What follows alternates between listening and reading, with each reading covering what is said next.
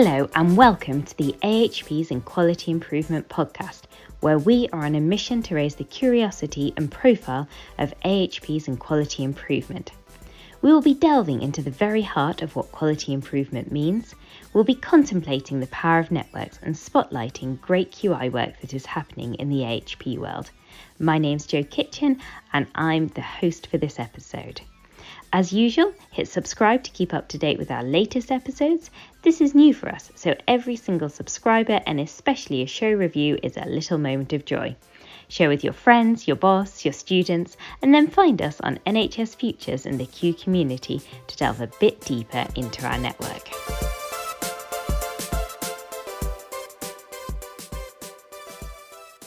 Hello listeners, I'm Jo Kitchen, Network Facilitator for the AHPs in QI, and today I am delighted to be joined by Hilda Campbell. Hilda has a background in social sciences and professionally is a mental health nurse. And then in 1991, she established the charity Cope Scotland, which used the voices of lived experience to support people with their mental health. She is someone who seeks to work collaboratively to build a kinder and fairer, healthier world. Now, my experience of Hilda has been from working with her in the Q community, where she is always quick to share her wisdom and expertise, but always does this in a kind way, drawing people together. And I think it's led to some of those moments in meetings where you have those where you notice that people are maybe changing their opinions or having a moment of realization. And I really admire Hilda's ability to make those things happen. So why are we talking to Hilda? So one of the main areas of focus for AHP's Deliver strategy is to engage and empower communities to support the co-design of culturally relevant services. And then also we've got the NHS Impact, which says that we should be empowering communities to support co-design again.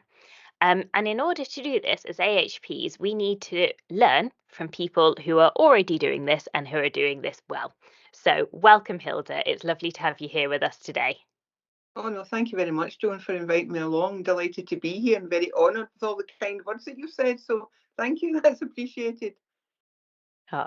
So to start off with then, could you tell us a bit how you moved from mental health nursing into working with communities? I think I read a blog or listened to something that you'd said, and you talked about the streets being our wards, and I find that a really interesting idea. Oh, yes, certainly. Well, one of the roles that I had when I worked within the NHS in Scotland was within rehabilitation, people who'd been in hospital for a long, long, long time, who were now really, as part of the hospital closure programme, being discharged back into the community. And for some people, the living in the psychiatric system had been their life. Some people even had jobs, where they maybe stayed in the hospital, went out to a job outside the hospital, but came back to the hospital. So an institutional way of life was family, was community.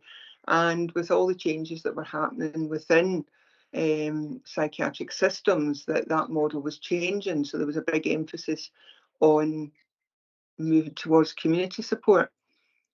But I also recognised there were a lot of people who'd been caught in the system. They'd been admitted to hospital and the idea of recovery and discharge and getting on with your life and maybe having follow-ups, but not your whole life being taken up with your mental illness. It made me think that really we need to be getting out of the institutions and into communities. Also because for some people, their mental distress started as a reaction to something that was happening in their life. It wasn't always functional. It wasn't always there was a functional disorder.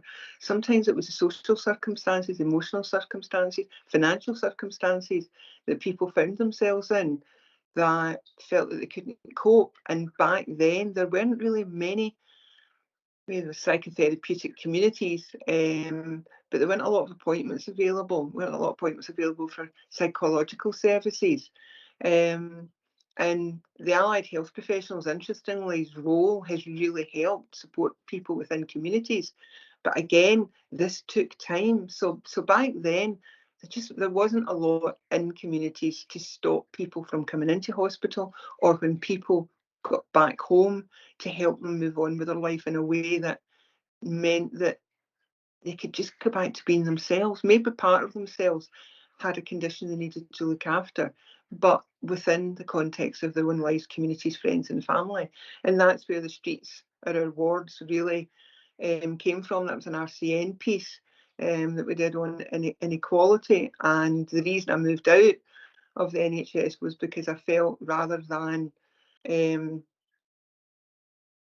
working with people at a point when the crisis had arisen, was going out into the community and trying to find ways to help people earlier in their distress, but also to work with other partners to see, are there some things that we can actually work together to reduce that distress in the first place. Oh, it sounds like there was just a huge unmet need at that time, and that things were changing with hospitals, but the communities and the community services weren't ready to manage that effectively yet.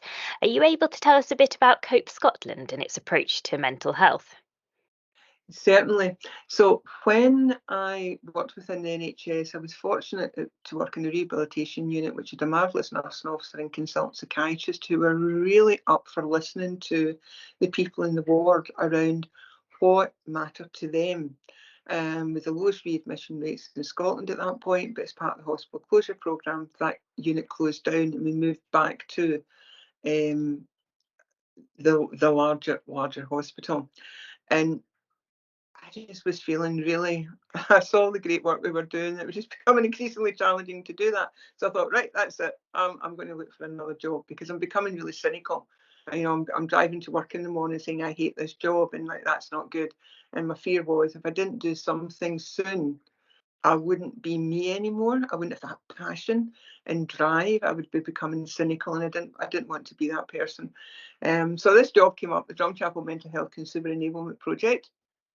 Drop in salary, an extra umpteen years to work, because I lost my right to retire at 55, and all sorts of other career benefits were all going down the tubes. However, when I looked at what the Drumchapel Mental Health Consumer Enablement Project wanted to do, I thought, quite fancy that. So I applied and was accepted. And in my naivety, I thought I was going to go and work someplace. And within the first day, it became very clear that actually, no, there wasn't a place to go to work. There was a copy of the Urban Aid application, a grant for £42,000, the smiling instruction to get on with it. So it was like, okay. So the first thing I had to do was find a desk and chair, which we found. There was one other person to be employed, and I asked if I could be on the panel for them. And they were an occupational therapist. And they were leaving the health service, but their background was in occupational therapy, and they'd also worked with psychology. So the two of us got together and was like, here, community-led initiative, empower service users to shape the services they want to see where they want to see them, reduce referrals to main statutory boards, e.g. health board and social work, increase community-led workshops, and encourage access to resources and information. So I was okay, so how do we do that? So it's like, right, we'll go and ask people. So we went to the then Drumming Up Health project, who had volunteers, who were local people in Drumchapel. And we said, would you give us a hand to go and ask people what they want us to do? This is me, this is my experience, this is Anne's experience, and where can we go together? So we surveyed everyone you could imagine. We spoke to people in the street, people in hospital, people at outpatient clinics, people at the market, people in school, everyone, about what they thought we should do with this money. And what came out loud and clear were two things. One was to provide community-based mental health services for people, and the other was a clear need that we needed to challenge stigma, because people who didn't identify with the challenges that people can find to their mental health. Responses were that there needed to be more places where people were basically locked up. So it's like, right, we've got two remits here. One, we need to challenge stigma, and two, we need to provide community-based services. So we carried on working with the local people that we'd met when we were doing the survey around, so where do you think we should go next?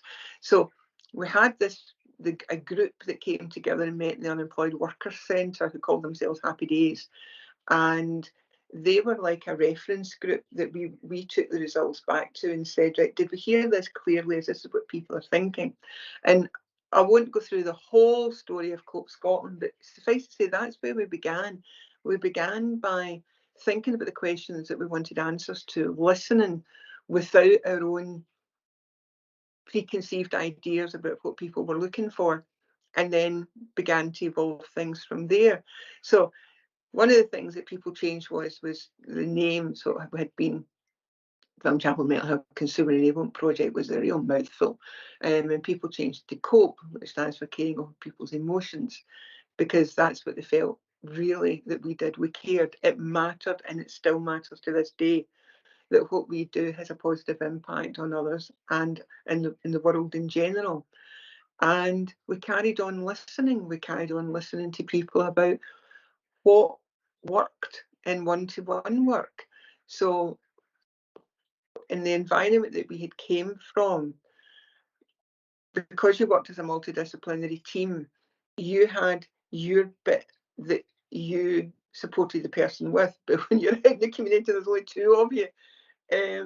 All of a sudden you become the multidisciplinary team, and you need to build those relationships again, which was really interesting with colleagues, because it's like when you're in the NHS, you're in the NHS. When you leave the NHS, you're out. So rebuilding those relationships and plugging gaps. And between Anne and myself, the skill base we had, fortunately, was able to respond. And it really was about listening to what was happening in people's life, offering people space to be heard, and then offering strategies to help mitigate the impact of what was happening. And really that was our whole way of being. And our kind of dream was that statutory services in Scotland would get curious about the work that we were doing and learn from it. Because to be honest, neither Anne nor I wanted to leave the NHS. You know, when we were working in a way that made us go home at night and think, okay, that was a hard shift, but we made a difference. We loved our jobs. I mean, we didn't leave because we wanted to. We left because we had to practice in a way that we wanted, that it was what we had to do. And working with communities was just so eye-opening. And there's some of the things that we learned that it's now par for the course. So people get text messages and different things like that. But back in the early 90s, there was no mobile phones. So things like doing a wee card to remind somebody they had a nice friendly wee card to remind somebody they had an appointment, phoning someone to remind someone they had an appointment, reduced the DNA rates. Also, what we learned was that sometimes people weren't looking for a counselling service or a listening service. They were just looking for a space to be. So we managed to secure premises from a local businessman. And that offered spaces that people could come and use a relaxation room. They could come and have a chat with others informally, with people who were interested in knitting and things. So they had their own knitting group, their own craft group. And it was very much about us working with the community to help each other, help us learn as professionals what really matters to you and what can we do to help, but also create space for the community to help each other. And eventually we wanted that model to be passed on, but it's really difficult to have an effect on the system when you're working on a small budget and you can't afford the tens of thousands of pounds to have research done by Glasgow University to prove the model works. If people are interested, there's a case study on COPE Scotland by Iris, which explains a lot more about what we actually did and why it worked. But sadly, that one-to-one service is no more because the battle to keep funding for it just became too difficult. And what we're now doing is trying to share our learning over, I've been there since the beginning, so over 30 years of what we've learned listening to communities for others to adopt and adapt and use in their settings. Because in Scotland anyway, the procurement system makes it incredibly difficult for small charities. When you're competing against large charities who've got procurement teams and you're doing the day job and at night you're going, what's the liquidity ratio? It makes it really, really difficult to go on. And that's part of the reason why I joined the Q community as well. And that's why I'm grateful for this opportunity today, because we really don't want, when we go all together, that what we've learned over decades is just gone. And people find themselves reinventing the wheel. What we want to do is share our learning. And it really starts with building relationships with people, genuinely being curious about other people's lives and what matters to them, what the barriers are to getting to where it is they want to be, what your organisation can do, but also where you need to work with others, because no organisation, no matter how big it is, has got all the answers. So that sounds like quite a journey there, Hilda, from being in the NHS and then needing to leave. I think these days we talk about people suffering moral injury or moral distress from not being able to carry out their work in a way that they would like to. And that sounds like your experiences. And then asking the communities around them what matters to them. But also it's sort of echoed in, well, what matters to you as a clinician as well, because both you want to provide excellent care and then you also want to be asking your communities what's important to them. I also really liked how once you had been out and listened to your groups, you then took them back to one particular group to say, did we hear right? Is this what we've sort of the themes and things we've identified? Is that correct? Do you have any tips on how to listen to people without having preconceived ideas? Because we talk about active listening skills and things like that, but I do think time and time it's hard to put our own ideas to the side. Yeah, I think I have made mistakes as well. I've maybe been on a training course and been presented with something that I got all excited about as a professional. And it's like, oh, this is marvellous. Oh, this is great. Oh, can't wait to apply this in work. And you put that out to people using the service, because we constantly always touch base and went back in, and people would sense your enthusiasm, so they would go, oh no, that's really good, Hilda, that sounds really interesting, but deep down inside they're saying, we're not really interested in that, but we don't want to burst our bubble, so we'll just go along with it. But then when you went to implement it, it kind of fell flat. um, and it's with the best will in the world. So sometimes there's a new technique, or there's a new tool, or there's something that we are presented with as professionals, we get all excited about, we can't wait to apply it. And that can be one of the problems in co-production and design, is that we have got skills, experience, and wisdom of our own. And often we move to solutions too quickly. So when we begin to listen, as soon as the group that we're listening to start talking, rather than just suspending judgment and doing nothing but listen, taking notes and say to people, okay, if I take notes, because I want to make sure I'm capturing what you're saying, or if people feel comfortable to record it. What can happen is we hear something, we immediately jump into, I know what will work for that. And we'll stop listening because we're now into solving the problem. And sometimes people aren't broken. I'm sure many people listening will recognise the challenges that sometimes can happen when there's too many agencies involved with a person or a family. It just becomes overwhelming.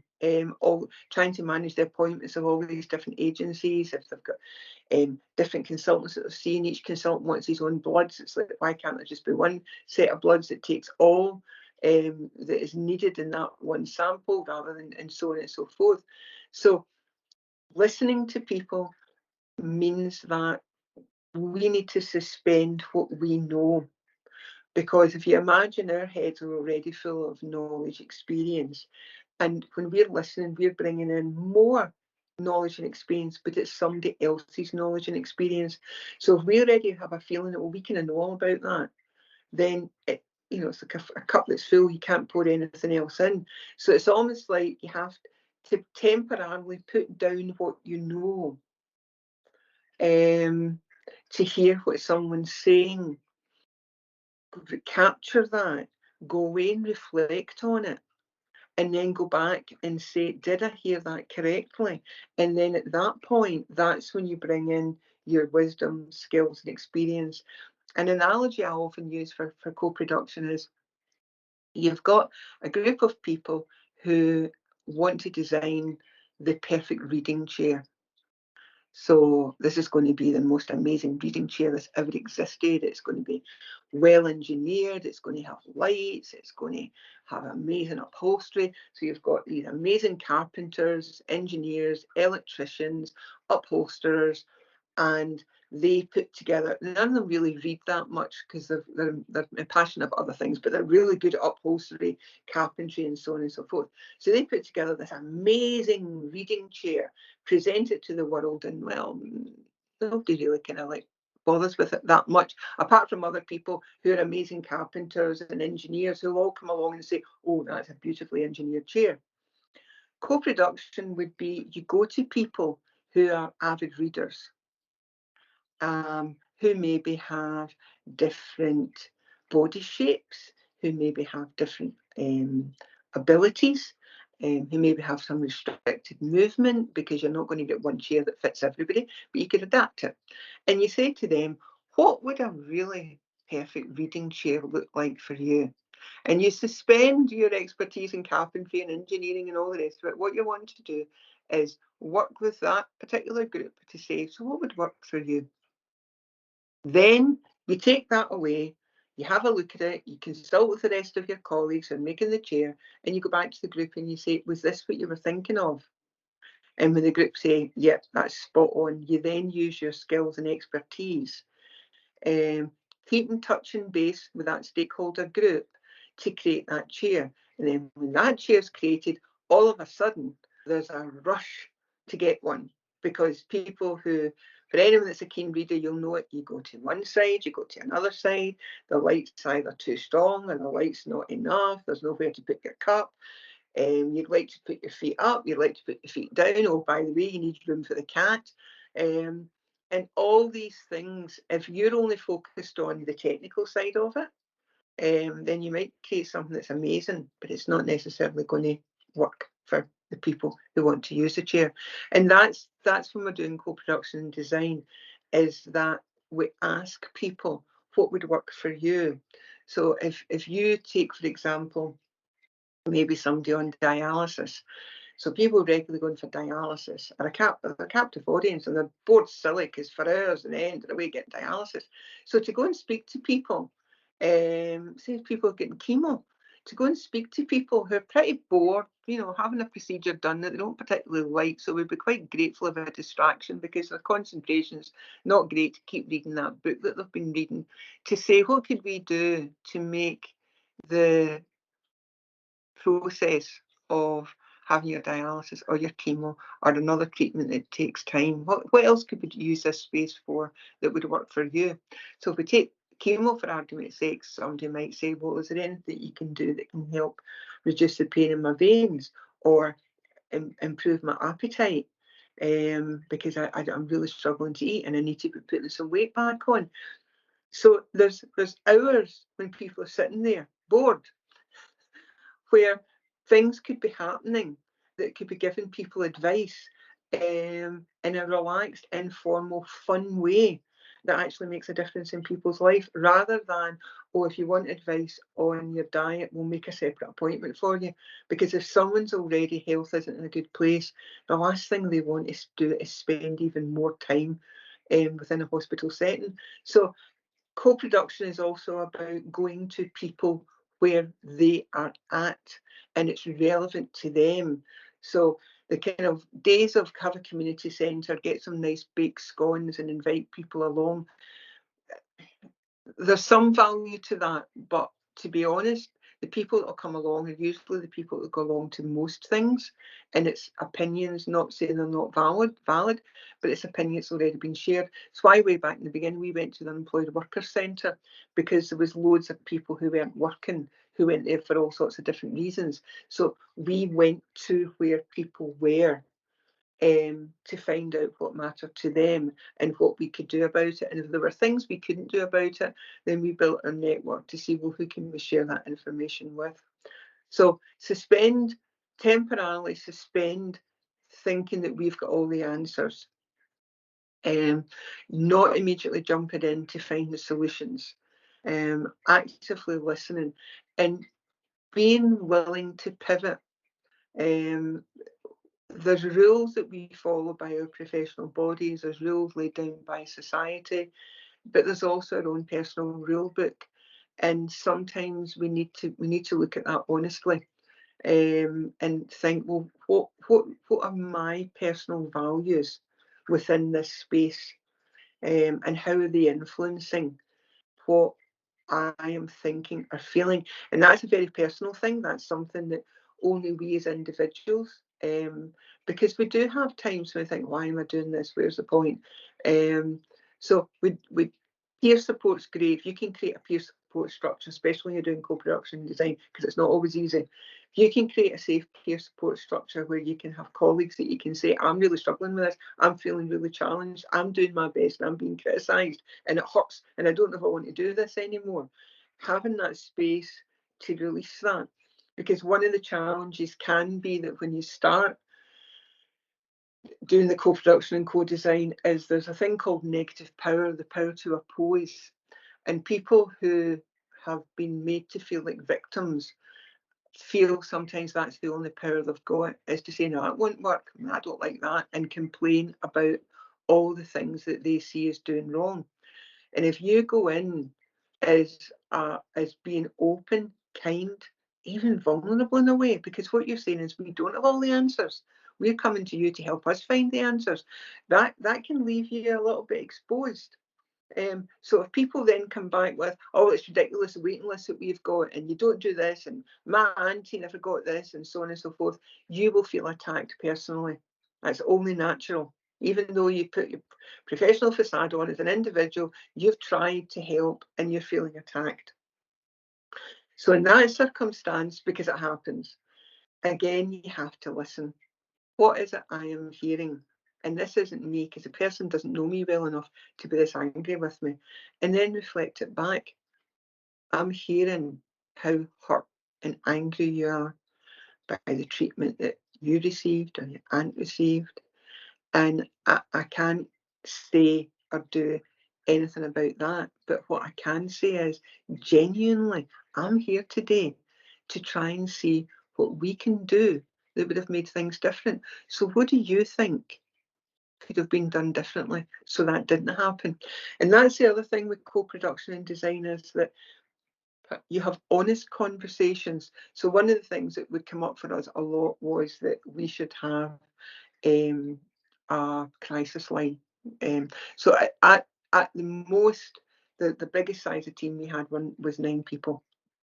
Some of those people were part-time, so that was the largest team size that we had. And when you've got 9 people, you've maybe got somebody who's on holiday, somebody who's in training. So it's very rarely you've got all 9 people on every single day. So when people come up and we want a crisis line, then we would come back and say, okay then, so just say hypothetically we ran a 24/7, 365 service. This is the amount of hours a week that we have got. Also, it's going to increase costs, so we're not going to have as many staff. Because if we're doing night shifts and things like that, that's going to cost more money than working in day shifts. So here's now the amount of hours that we've got. So, and here's the demand on the service. So at our peak, we had 160 people, new people a month coming to the service for support, and we managed our waiting list to 0.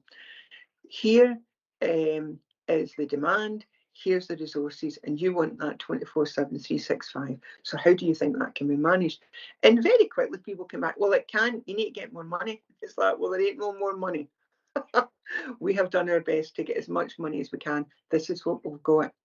So what we have to work with is, so why would you need a crisis appointment? What if I have a panic attack? Okay then. So what we need to do is look at, what are we offering at the moment to help people control panic attacks? Is it good enough? Is there something better? And I think I use that as an example because one of the things that came from that was that we had the people who suffered from panic attacks.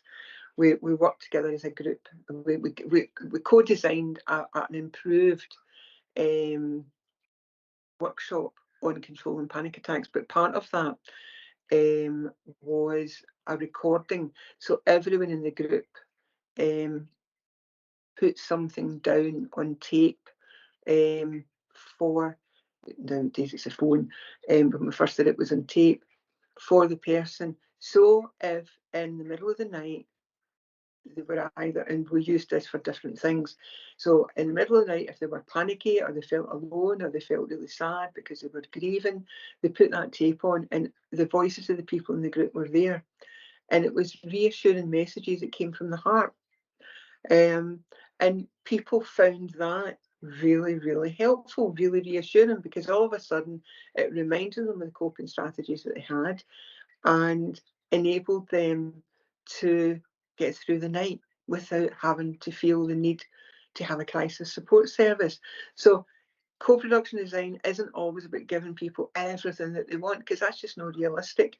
Also, you need to involve the team. So it wasn't just the people who were using the services, it was also people who were delivering the services. So we changed our assessment criteria, listening to what people used the service wanted. But then we had to go back to the various professionals who were in the team to say, right, we need to look at what's your professional body's requirements under reporting. Because of your records, you need to hold on to them for 7 years. You need to make sure that you're capturing the information that you need. So where can we bring, this is what matters to people come to the service. This is what matters for your professional reporting. How can we combine that so both needs are met? And actually doing that, people found that it was like really good because there was a lot of information that they could now capture in a different way, which meant there was less time being taken up on paperwork, more time being spent with the person or reflecting or doing CPD work. But also when people came to the service, it was what they expressed as being important to them. So it matters. Co-production and design, it has a variety of stakeholders, and it's not just everything that the public or the community that you serve or the stakeholder group you serve. It's not everything that they say, oh, this is what I want, and it's going to be, because that can't happen. Sometimes it can, sometimes it can't. Sometimes it's about changing things.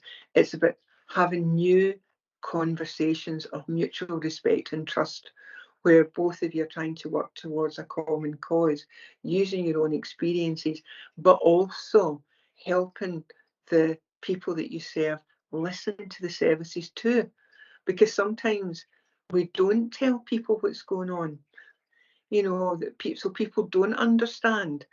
Again, a very brief story, but some other work that we did was just coming from a lot of tension and anxiety people have waiting for blood results.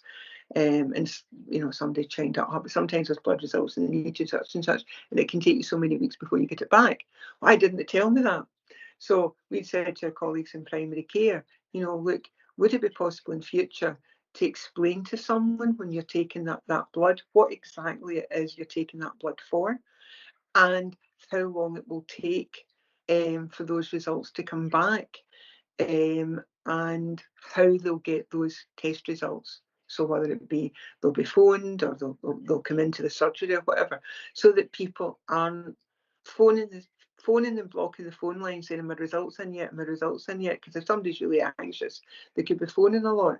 The person has a sense of, this is what's happening. So it's really just listening to each other, so having a support network of your own, and find a common vision to work towards, which is a healthier nation, healthier families, healthier individuals. But listen Ah, in relationships, that's key. thanks, Hilda. That's really helpful. I think I've definitely worried about asking service users about a service that I'm providing that I know has problems with it, and I can already imagine some of the negativity or hostility I might get. But actually, if we don't take the time to go and address it, it just sits there and we're not doing anything to improve it. And starting the communication is really, really important. You have given us some great examples, but I wonder if you've got any tips for if we have some of our AHPs who are maybe at the beginning of starting a quality improvement project, who know they want to work with their communities. Have you got any tips for them? Well, I would say start with what is a priority for the community, because that way you've already got people interested in coming on board with you. So if all services, regardless of how good a job we do, all services can improve. Um, what the challenge is sometimes is that services don't acknowledge this isn't working as well as it could be. But when you actually go to people, so if you, so just say to a talking sake, it's waiting lists, and your QI project is going to be around how can we help people to maintain as good a quality of life while waiting for treatment? Because waiting lists are only going to go away anytime soon, right? Eventually they'll come down, but they're going to be with us for a while. So people who are on a waiting list will be very keen to have a conversation about how they feel about being in a waiting list. So the first thing could be is find out what matters. So just say it's waiting lists. Think, okay, we're going to have a care project about waiting lists. Right. What do people find challenging? So it might be pain, it might be anxiety, uncertainty, it might be time off work. They're worried they're going to lose their job. It might be impact on their relationships or their family, their ability to walk their dog. Whatever you need to listen to people to find out. So okay, we know waiting lists the problem, and there's a Liberating structure called Wicked Questions, which is really good. Because it's a bit like Hitchhiker's Guide to the Galaxy. If we don't ask the right question, we get the answer 42 and nobody understands the answer. So it's almost like we need to spend time working out what's the questions we're going to ask. And that comes from, again, listening. So it's going to people, so I'll use waiting lists as an example. What is it about being on a waiting list that you find challenging? Now, even that, you might get, well, what do you think it is? I'm not well and I want to get better. Sorry for the Scots accent. I'll retranslate. I am unwell and I want to get better. So the and just say, okay, totally, and we want you to get better too. But you and I both know that at the moment there are large waiting lists, and we're doing everything we can to get that waiting list down. So what we want to do is help you while you're waiting for that appointment, not to become more unwell, and maybe to reduce the suffering that you have a little. I use that phrase a lot. How can we help you suffer less? Because sometimes that's all we can do. The person's life is chaotic, the person's life is disrupted, but maybe there's something that we can do where it doesn't hurt so much. Pain is inevitable, suffering, there's something that we can do something about. When you then hear, so what is it people are saying, and it might be about, well, they're worried about money. And this is where it involves linking in with other organisations and groups. So it's looking at within the AHPs, within wider network. Okay, does anyone have any information that exists, or we could design with people so that they know what benefits they're entitled to? That was another piece of work that we did around benefit entitlement, because people just hadn't a clue what financial support they could get. So we had a big roadmap that we created, and the different supports, financial supports that were available, and who you would go and talk to access those supports. So that could be something. It could be, well, I'm living out of a food bank and I've got diabetes, and the food bank food just doesn't, it just doesn't care for somebody with diabetes. So that could be a piece of work that I'm sure dietitians are already involved in doing, but it's to work with the food banks and food bank users and say, right, is there anyone here that's managing a long-term health condition or waiting for to go to hospital or has a health challenge, and what food, and then, because again, it's something we did with the food banks, informing people who donate to the food banks, so like Bovril was something that always sticks in my mind, because it was something I would never have thought to give to a food bank, but after we did an exercise there, it was like, no, Bovril would be a good thing to donate. But if you're a nutritionist, you've got a far better idea of how can someone have a balanced diet on a low income or eating out of a food bank, and what could be, or a food pantry, what tips can someone get on a low income? Because that's another inequality, again, thinking back to someone's going through chemo, maybe their blood counts aren't where they need to be. They can go online, they can look at, right, so what's the research on this? What can I eat? What can I do to give myself as best a chance as possible? Someone's on a low income, doesn't have access to the internet, living out of a food bank, then it's really hard to make those choices. So what can happen is sometimes people can be eating unhealthier foods, which can exacerbate their condition.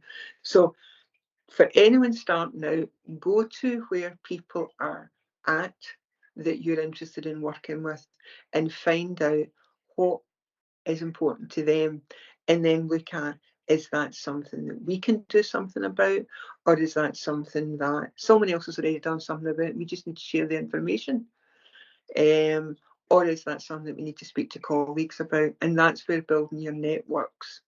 So part of co-production and co-design as well is building your networks, because none of us can do it alone. And accept the fact that sometimes you'll go a couple of times and it won't quite go to plan. That's okay. It's better to, and keep the conversation going with those involved. So it's like, well, we tried that and that didn't quite go as planned. What else could we try? And have a sense of whatever measurement that is relevant to the piece of work that you're doing. Have something that you can measure, and do not underestimate the power of storytelling. Data, yes, data is helpful. However, stories, again, huge long story cut and short.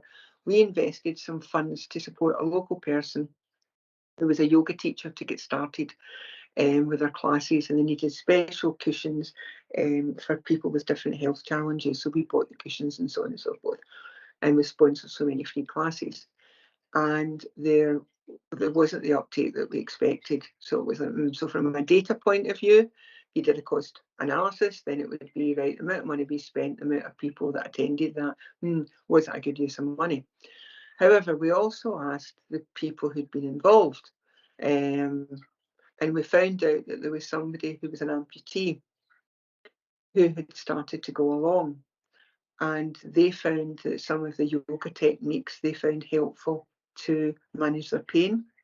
So they were taking less pain relief. All of a sudden, that one story alone made the work that we did go from, was that best use of our money, to that was a really good use of our money. So when doing the QI work, also as well as gathering the hard data, don't forget to capture the stories, because sometimes the stories actually really tell you just how successful something was. That's so true. We need an amount of data, and it does help us measure impact, but the stories is just where it comes to life, and we really hear about the differences. I think that was really helpful as well. I think when people are feeling cautious and it's something new that they're trying to do for the first time, that it is just useful to get started with their communities and talking to them and listening to them. And then there's that ongoing conversation that happens as the work develops. The So, other thing, sorry, I would oh just yeah, say go is, on. if someone's completely new to this and they're feeling a wee bit anxious, don't go straight in with the QI work. Build a relationship. So we are wanting to do some work with older adults, around, living well in later life. Oh, trying to find a space in among the bingo, because they had different things on, because it was a centre that we were going to, and there was different things on, and there was only one space really, that potentially they would have had us, but there was the bingo. So we were competing with the bingo, and they didn't want to give up the bingo. So it was like that. Okay, so we created well-being bingo, and instead of calling out numbers, we called out ideas to look after your well-being. It's quite funny. I'm doing a community event a week on Saturday, and we're going to be doing this in a park, which will be really good fun. And people loved it. So rather than it being, can we get in, can we get in, can we get in to talk to the older adults, it was, when are they coming back for that wellbeing bingo? Because it was something different, and the prizes were different as well, because they were all prizes that promoted good health. And also there was someone who came along with us to help out from the community, who then said, I really enjoyed being there with the older adults, I'd like to stay and do some other work. So we had that informal social reporting coming back, and they were doing all sorts of art projects and different things like that. So sometimes it's like you have to go around the side rather than going straight in the front door. So if people don't know you, then they might not trust you, they might not trust your motives. They might just feel we're being done to again. Whereas if you go in, do something that's fun, build a relationship, begin to have conversations about what it is that you would like to do with the group, and get their consent to do that, then it starts to go a lot smoother. And it's a lot more fun for you as well, because once you see people as people, you get to know them, you actually look forward to it. I hope that's Oh, helpful. yeah, that's really helpful, bringing the element of fun into it so that people are enjoying it. Yeah, and not just using a group of people as a resource to be asked questions to enable you to do the thing that you're doing. It's really changing the way we approach this, isn't it? It's a change in mindset as well as the way we do things.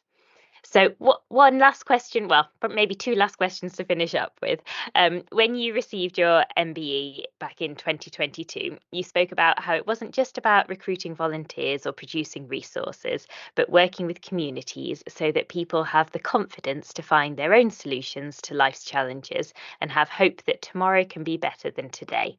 And I find that it's a really powerful sentiment, and hope is so important.